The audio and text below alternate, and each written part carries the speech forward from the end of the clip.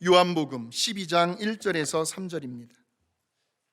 신약성경 요한복음 167페이지에 있습니다. 요한복음 12장 1절에서 3절까지의 말씀.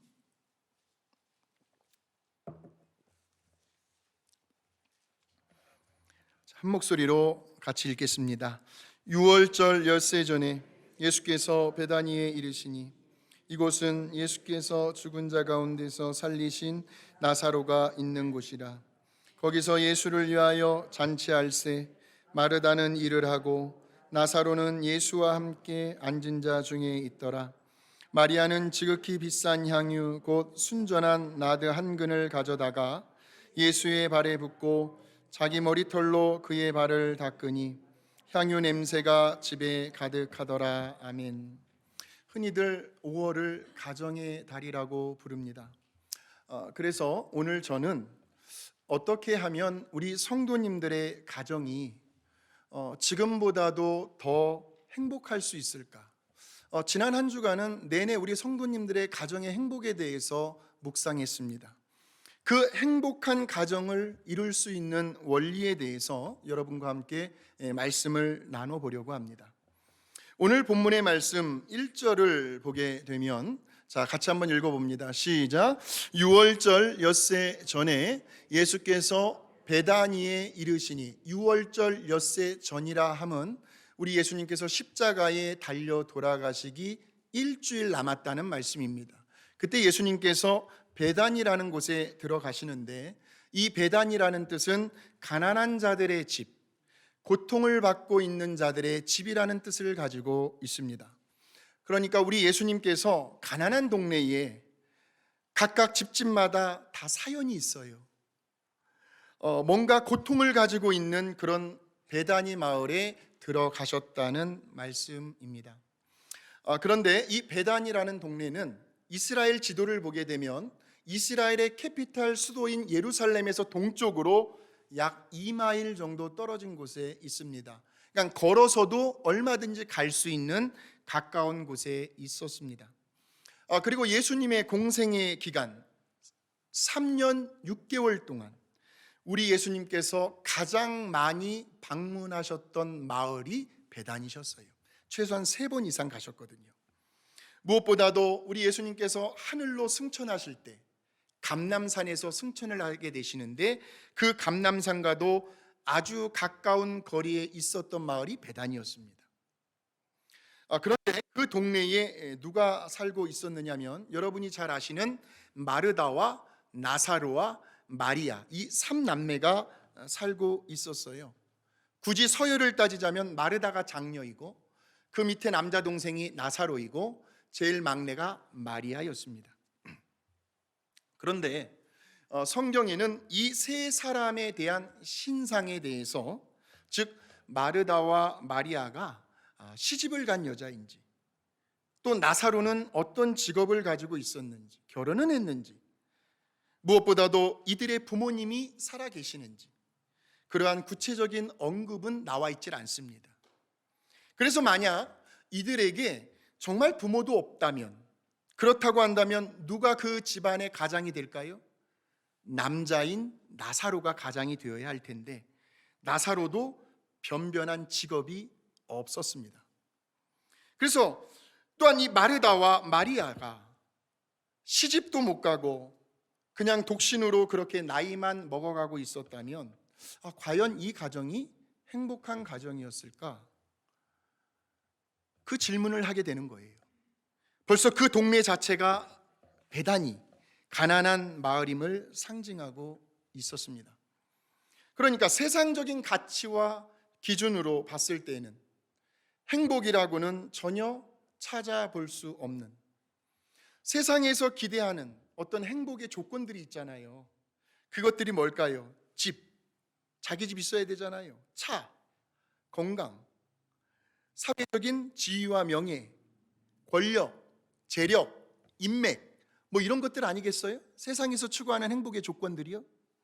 그런데 이러한 세상적인 행복의 조건들과는 상당히 거리가 멀었던 그 가정, 세상의 행복의 조건을 하나도 가지고 있지 않았음에도 불구하고 성경은 이 삼남매의 가정이 세상의 다른 어떤 가정들보다도 행복한 가정이라고 소개하고 있습니다.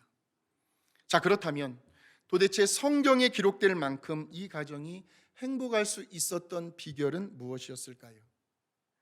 오늘 말씀을 통해서 저와 여러분이 그 원리와 비결만 알게 되면 오늘 우리들의 가정도 얼마든지 행복한 가정이 될 수 있습니다. 1부 때도 아멘 소리가 작더니 2부 때는 더 작은 것 같아요.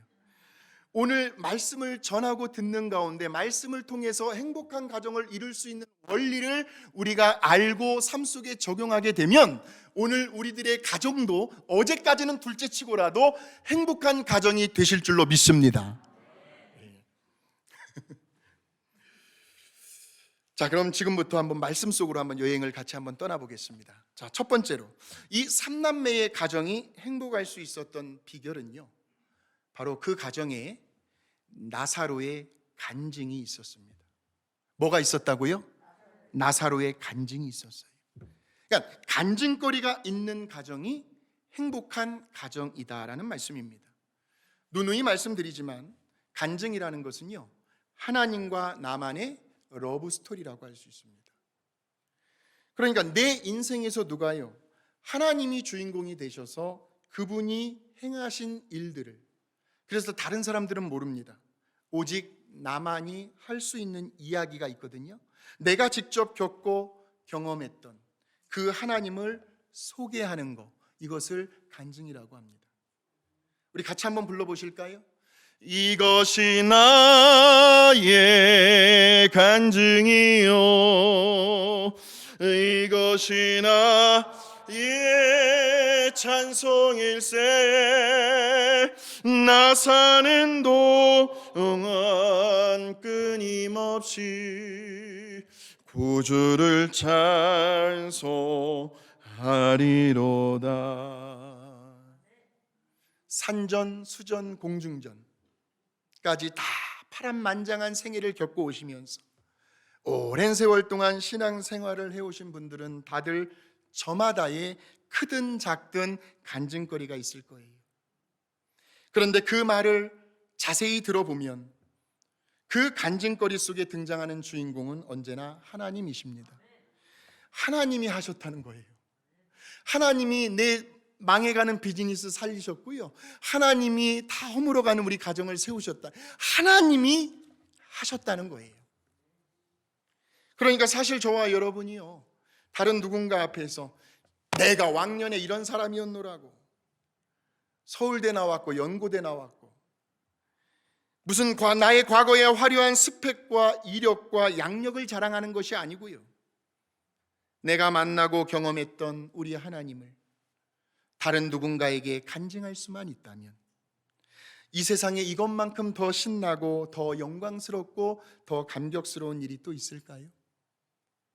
왜냐하면요, 지금도 살아계셔서 역사하시는 만군의 여호와 하나님, 지금도 불가능을 얼마든지 가능케 하시는 전능하신 하나님, 또한 무에서 유를 창조하시고 이 온 우주 만물을 지금도 다스리고 계시는 그 창조주 하나님께서 내 인생의 배후에서 나의 든든한 백이 되어 주셨기 때문입니다.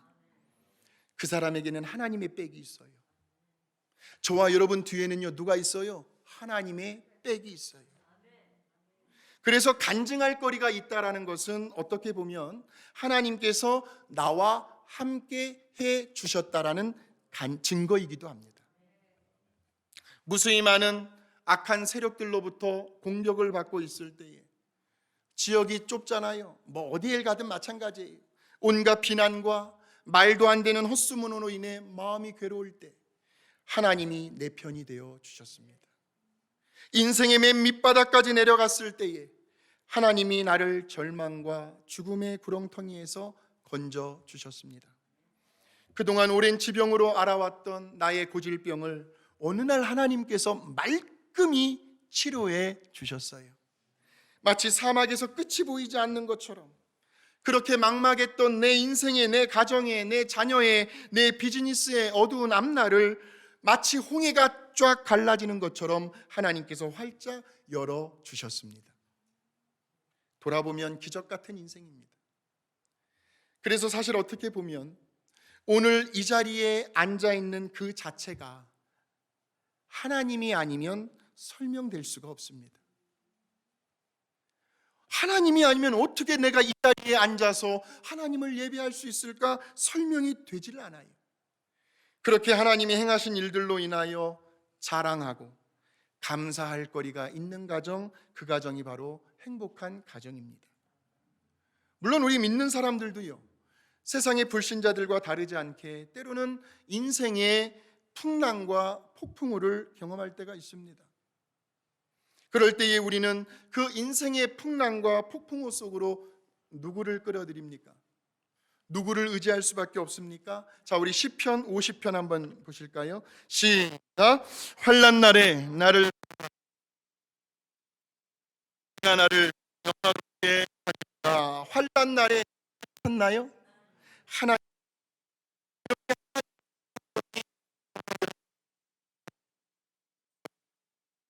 그리고 그 다음엔 어떻게 해요? 나를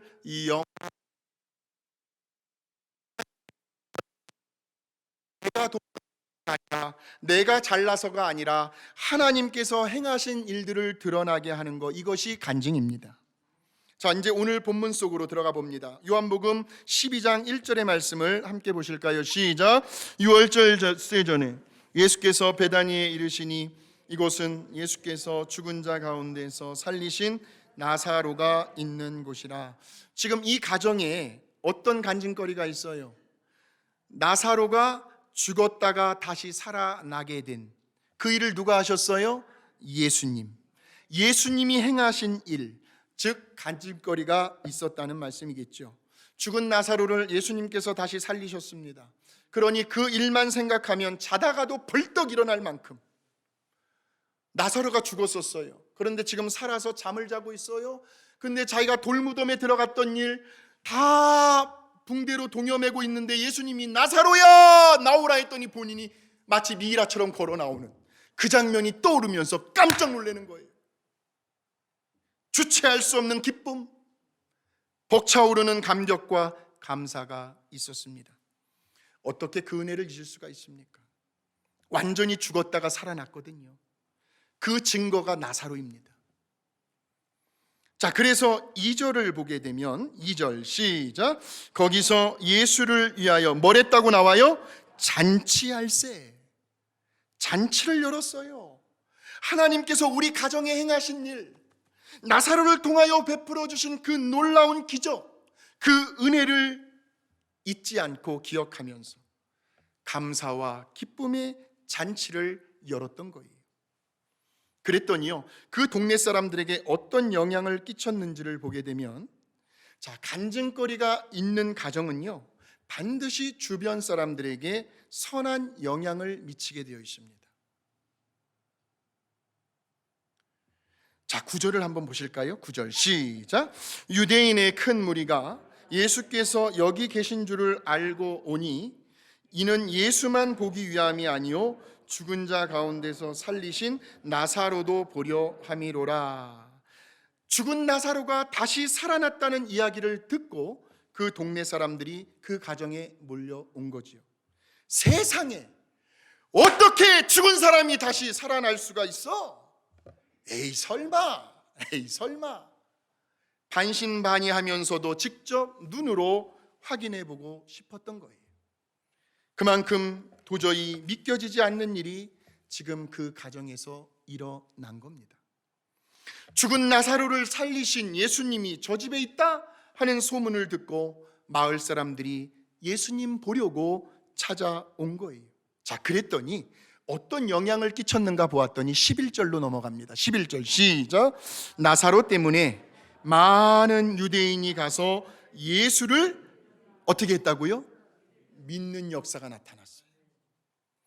예수님을 믿는 역사. 사랑하는 성도 여러분, 오늘 저와 여러분의 간증 때문에 다른 누군가가 예수님을 믿을 수만 있다면, 오늘 내 남편의 간증 때문에 아내가 예수를 믿을 수만 있다면, 내 아내의 간증 때문에 남편이 예수를 믿을 수만 있다면, 우리 부모님의 간증 때문에 자녀들이 예수를 믿을 수만 있다면, 자녀들의 간증 때문에 부모님이 예수를 믿을 수만 있다면, 할렐루야!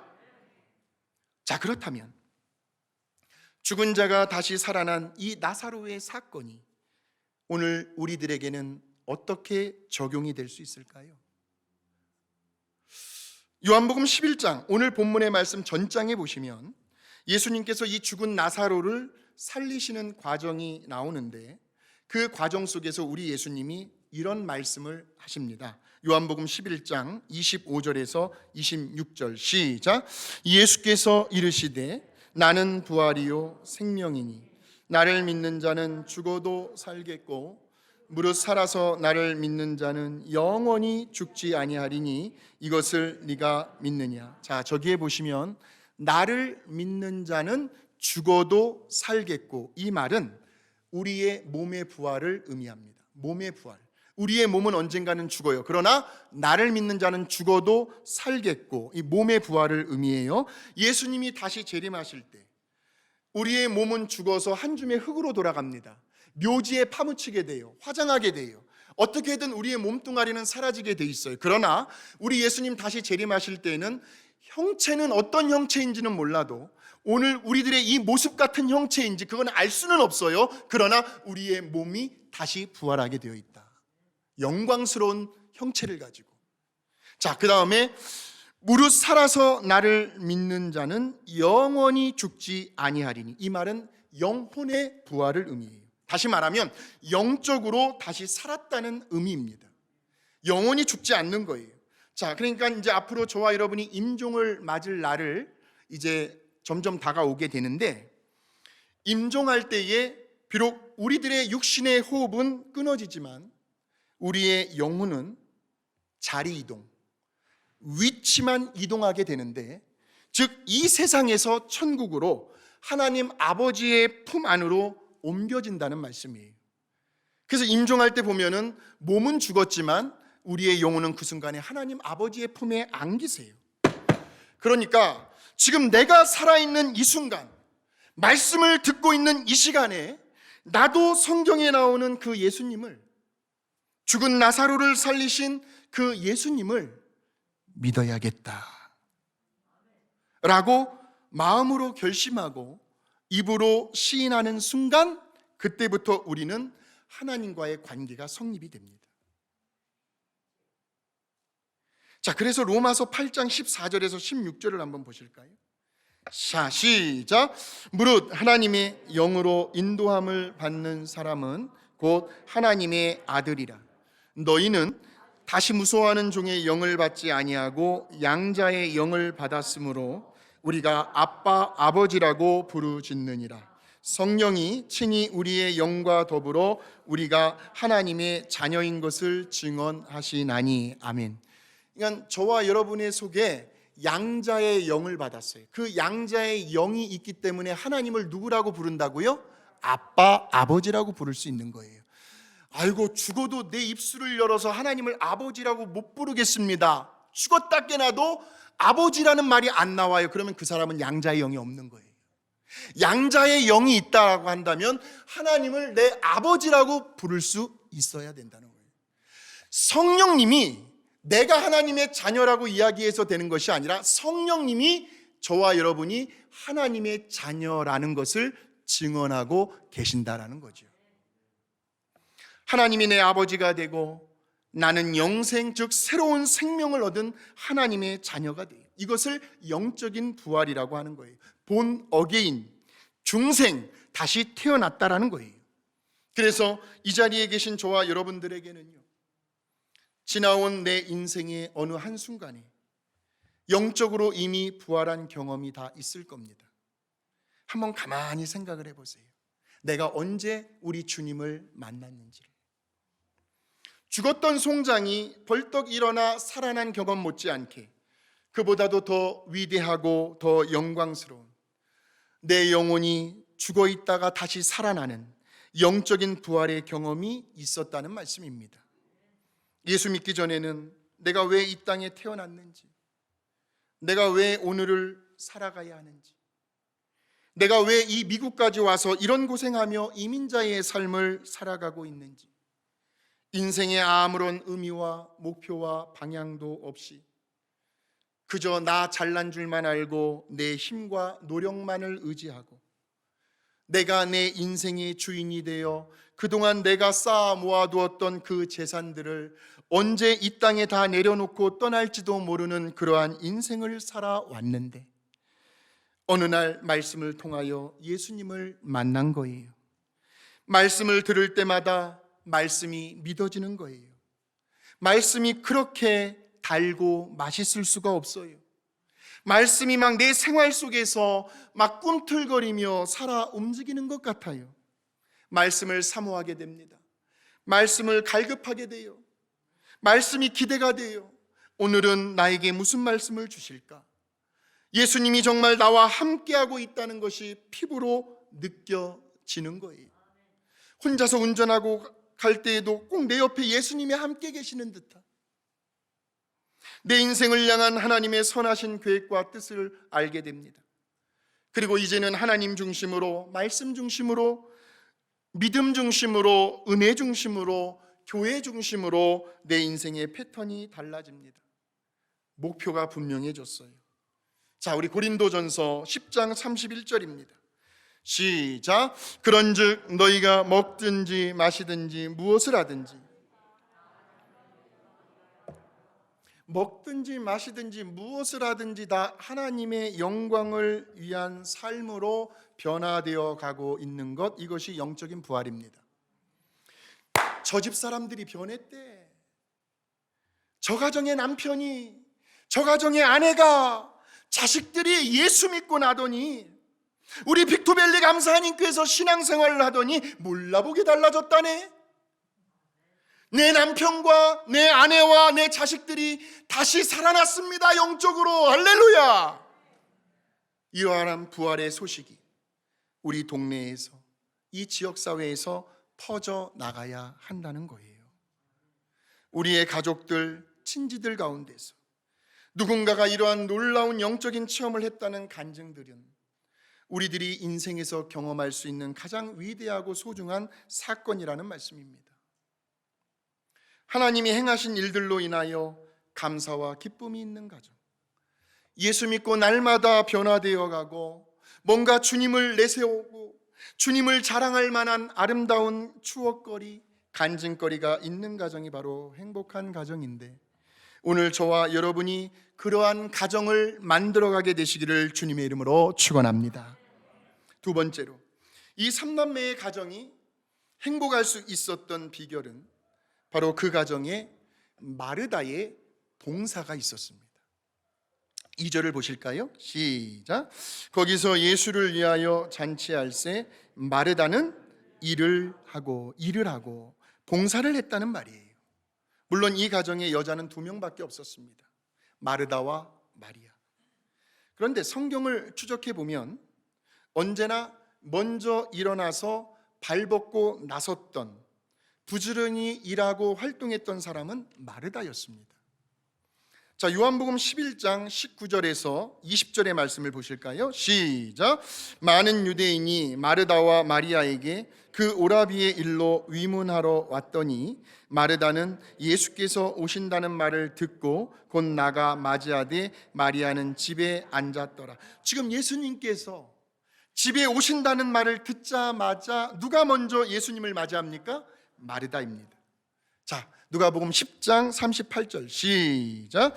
그들이 길 갈 때에 예수께서 한 마을에 들어가시매 마르다라 이름한 한 여자가 자기 집으로 영접하더라. 누가 예수님을 자기 집으로 영접하고 있습니까? 마르다. 그런데 이 장면에서, 누가복음 10장에 나오는 저 장면에서 잠깐 마르다의 모습을 살펴보게 되면, 마르다는 지금 예수님과 그 일행들을 위해서 열심히 바쁘게 음식을 준비하고 봉사를 하면서도 왠지 마음속에는 한 가지 불만이 있었습니다. 마음이 기쁘지가 않았어요. 바로 그의 여동생 마리아 때문이었어요. 음식을 준비하느라 언니는 이렇게 정신없이 바쁘게 일을 하고 있는데 동생은 주방에 콧배기도 비치지 않는 거예요. 그런 동생이 얼마나 얄밉겠습니까? 누군 뭐 예수님 말씀 듣고 싶지 않아서 이러고 있나? 나도 예수님 말씀 듣고 싶어. 그러면 식사 준비 누가 하냐고. 그렇게 혼자 투덜투덜거리면서 일을 하고 있는데요, 더 이상 안 되겠다 싶었는지 참다 못해 그만 마르다가 머리 뚜껑이 열려버린 거예요. 자, 누가복음 10장 40절에 나와요. 시작. 마르다는 준비하는 일이 많아 마음이 분주한지라 예수께 나아가 이르되 주여, 내 동생이 나 혼자 일하게 두는 것을 생각하지 아니하시나이까. 무슨 말이에요? 왜 보고만 계시느냐는 거예요. 가서 언니 좀 도와주라고 이 한마디만 좀 해주시라는 거예요. 자, 그 다음에요, 그를 명하사 나를 도와주라 하소서. 그러자 예수님께서 마르다에게, 마르다야, 지금 너는 너무 많은 일로 내 마음이 분주하고 생각도 많아서 말씀도 즐기지 못하고 봉사하면서도 마음이 그리 기쁘지 못하니 그렇게 할 거라면 차라리 안 함만 못한다. 네 동생 마리아는 더 좋은 편을 선택했다 라고 말씀하시며 마르다를 위로해주고 달래주고 격려해 줘야 맞는데 그러기는커녕 오히려 마리아를 두둔하고 계세요. 그러니 마르다도 사람일진데요, 왜 그런 예수님이 섭섭하고 서운하지 않았겠습니까? 그런데 그 섭섭함과 서운함은 잠시뿐, 마르다는 이 사건 이후에도 변함없이 주님을 위해 아낌없는 수고와 봉사를 해 나갑니다. 저는 이 장면을 묵상하면서 마르다를 굉장히 높이 평가했습니다. 마르다에게 참 깊은 인상과 감동과 은혜를 받았습니다. 자, 보세요. 마르다가요, 주님을 위해서 일을 하다가 칭찬을 받아도 시원찮을 판에 오히려 왜 봉사하는데 그런 마음 자세와 동기를 가지고 그렇게 하느냐고 예수님으로부터 핀잔을 들었어요. 그럼 저 같으면 단번에 나올 수 있는 반응이 나 안 해. 내가 다시는 봉사하나 봐라. 누가 손해인데? 이 교회 아니더라도 나 갈 교회 많아. 이렇게 하고 다른 교회에 가잖아요? 그럼 그 교회에서는 봉사를 잘 할 수 있을까요? 중요한 말입니다. 내 마음이, 나의 애터튜드가, 나의 자세가 바뀌지 않는 이상 거기에 가서도 똑같은 일을 경험하게 될 겁니다. 할렐루야. 왜 누구나 한 번쯤 다 이럴 때 있잖아요.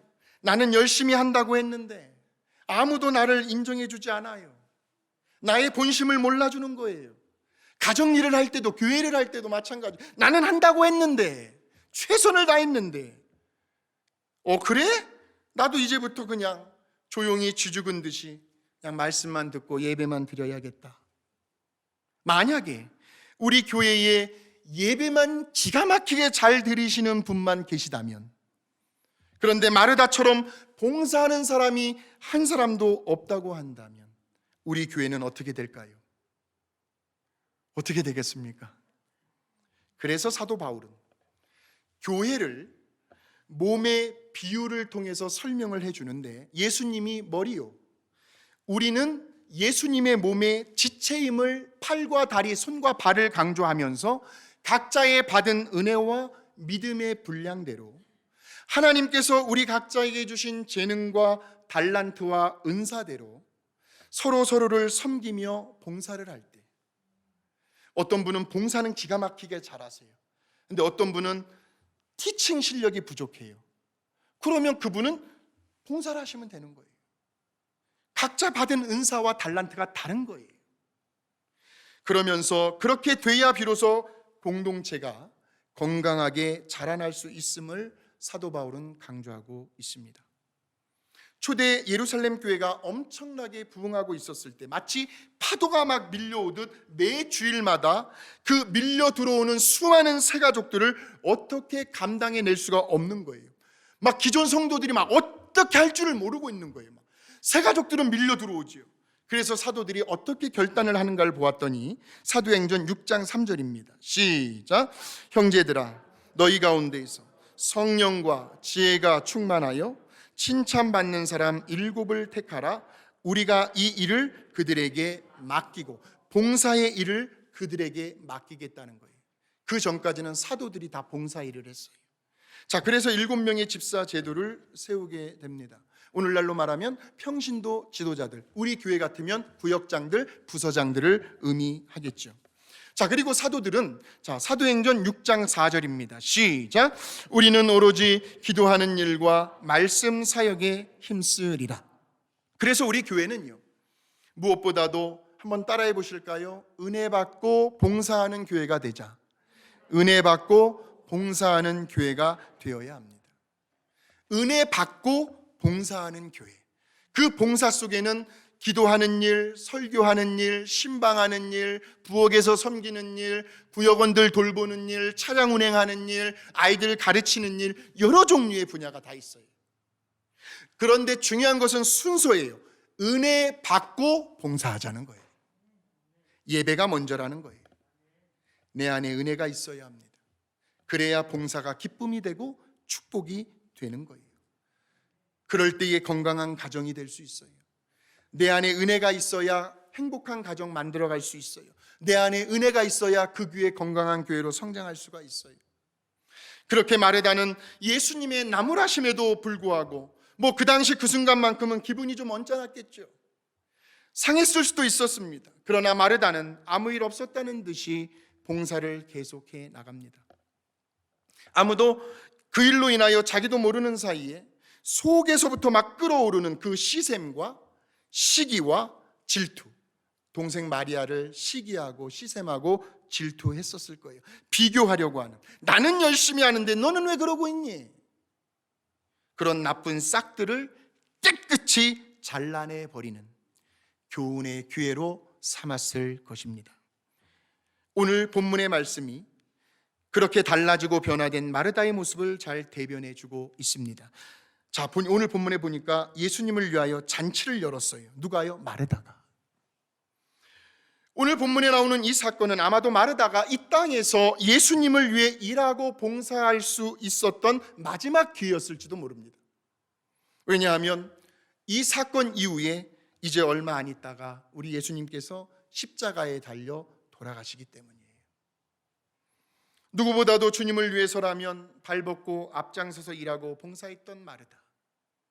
그녀의 수고와 섬김이 있었기에 그 가정에서 음식을 먹는 사람들이 함께 즐거워하며 기뻐할 수 있었습니다.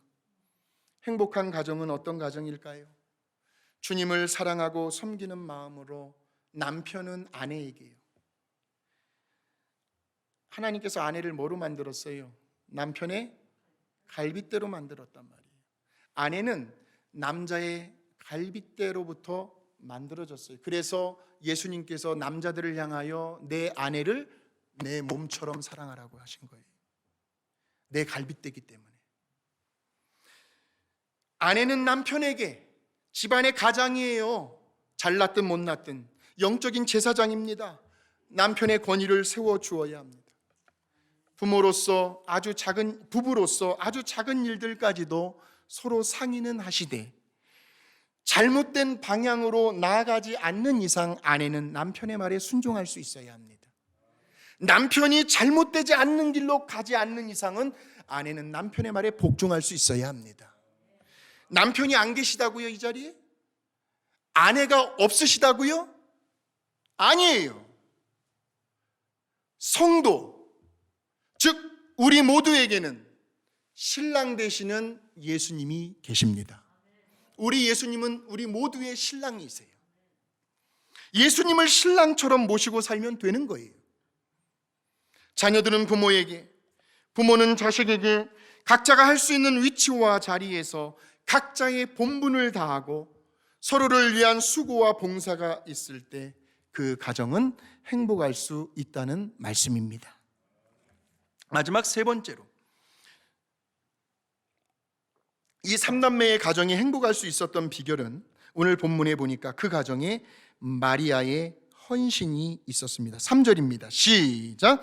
마리아는 지극히 비싼 향유 곧 순전한 나드 한 근을 가져다가 예수의 발에 붓고 자기 머리털로 그의 발을 닦으니 향유 냄새가 집에 가득하더라. 참 흥미로운 장면이 나오는데, 마리아가 예수님의 발에 지극히 비싼, 값비싼, 오늘날 돈의 가치로 환산하면 못해도 2만 불 이상 나가는 가치의 향유를 예수님의 발에 붓고 자기의 머리털이 길었겠지요. 머리털로 예수님의 발을 닦았습니다.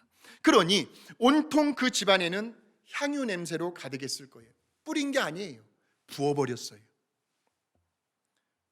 뿐만 아니라 마리아가 가는 곳마다 머리가 기니까 자기의 머리털로 향유를 닦았다면 그 머리가 휘날릴 때마다 그 머리털로부터 향유 냄새가 밖을 진동했을 거란 말이에요. 풍겨났을 거예요. 그러니까 지금 예수님을 향한 이 마리아의 헌신은 그 어떠한 불순한 의도와 계산도 섞여 있지 않은 순수함 그 자체의 헌신이었습니다. 이 세상의 그 어떤 것도 예수님을 향한 마리아의 그 순수한 사랑의 헌신과 바꿀 수가 없었습니다. 너무나 귀했다면, 아까웠다면 그냥 뿌렸겠지요. 붓지는 않았을 거예요.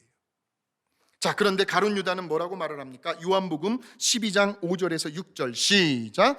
이 향유를 어찌하여 300데나리온, 잠깐만요, 300데나리온이라는 말은 1년 노동자의 연봉입니다.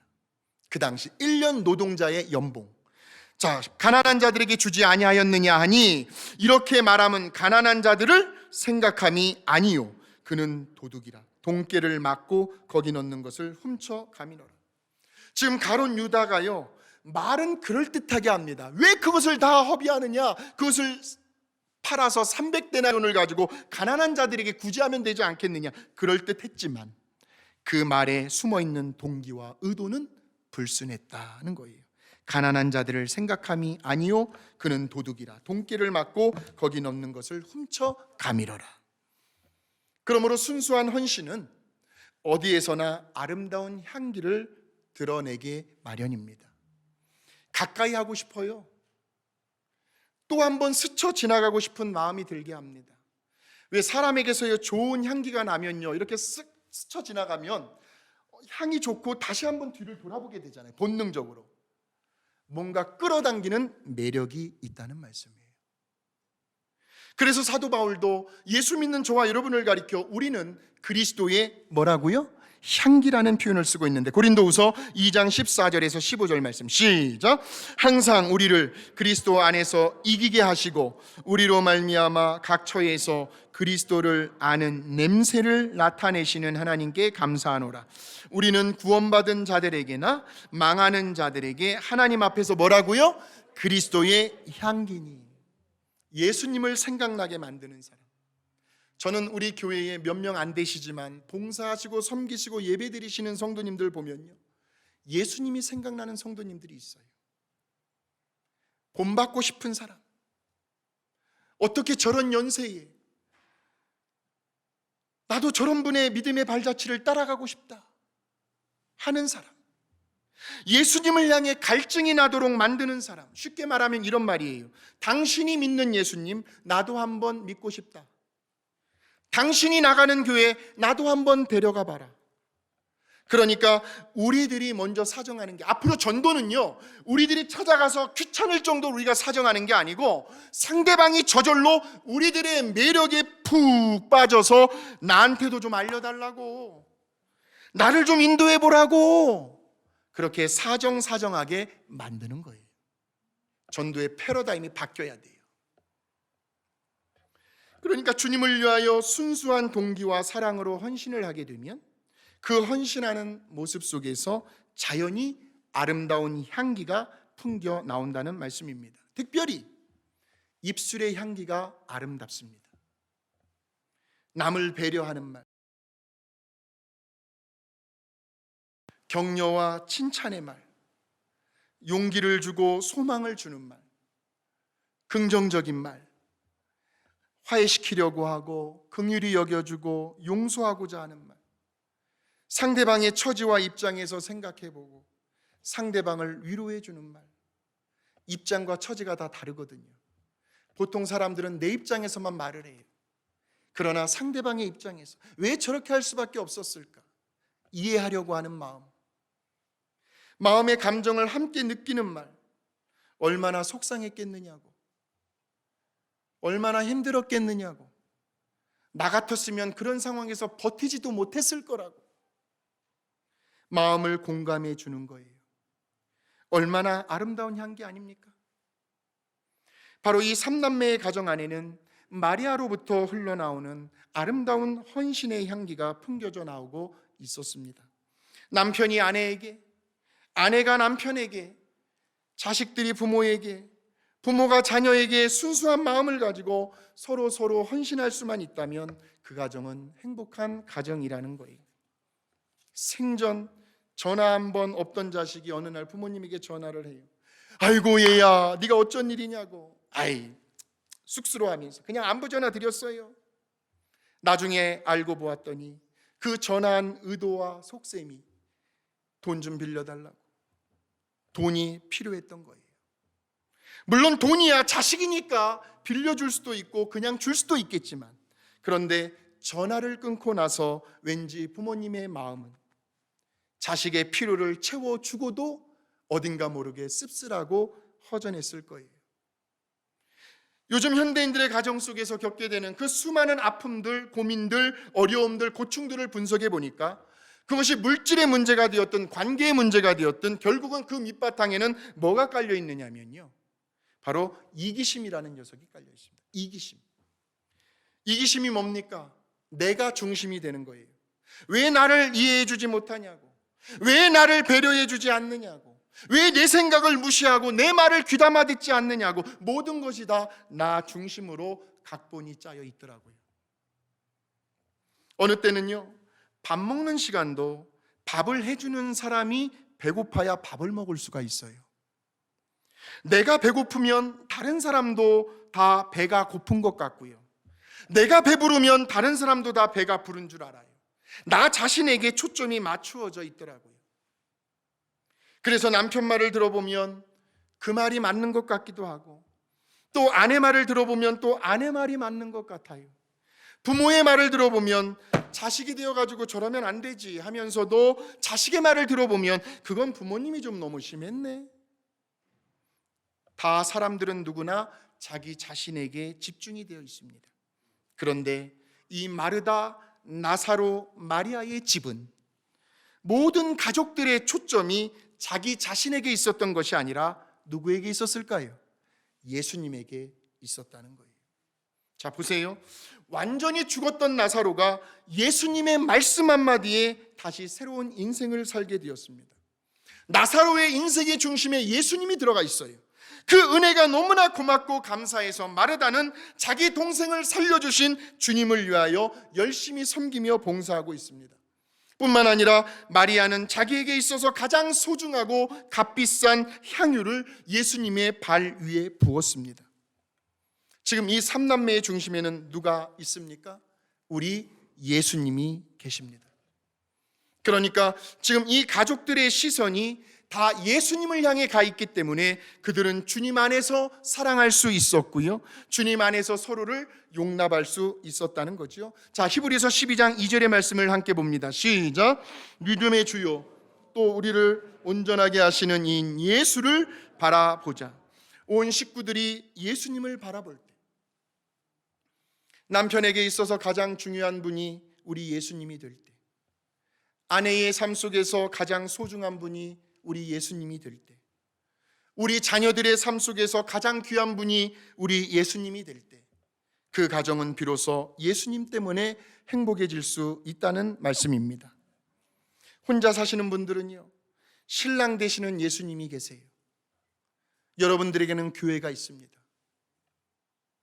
사랑하는 성도 여러분, 예수님 때문에 간증거리가 넘쳐나는 가정, 예수님 때문에 기쁨으로 섬기며 봉사가 있는 가정, 예수님 때문에 순수한 헌신의 향기가 풍겨나는 가정, 바로 저와 여러분들이 이러한 행복한 가정을 만들어가는 그 주인공들이 되시기를 주님의 이름으로 축원합니다.